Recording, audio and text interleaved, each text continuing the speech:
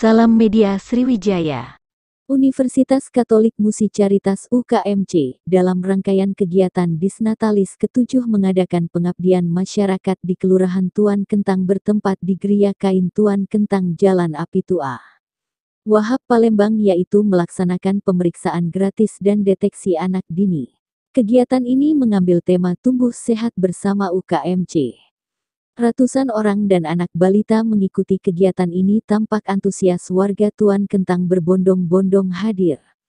Dalam kesempatan ini Rektor UKMC diwakili oleh Wakil Rektor 1 Herianto, Se.M. dalam sambutannya mengatakan UKMC hadir bersama masyarakat dalam pengabdiannya sebagai salah satu tridharma perguruan tinggi dan rangkaian Disnatalis ke-7 UKMC, dan terima kasih kepada Geria Kain Tuan Kentang, Lurah Tuan Kentang, Ketua RT dan masyarakat atas kehadiran serta partisipasinya dalam kegiatan ini. Lurah Tuan Kentang Shanti Manora SIP dalam sambutannya mengucapkan terima kasih atas kehadiran UKMC sebagai wujud sinergi bersama masyarakat dan turut serta dalam membantu kesehatan masyarakat. Dalam kegiatan ini UKMC menurunkan tim kesehatan dari Fakultas Ilmu Kesehatan serta tim psikologi dari Fakultas Humaniora dan Ilmu Pendidikan.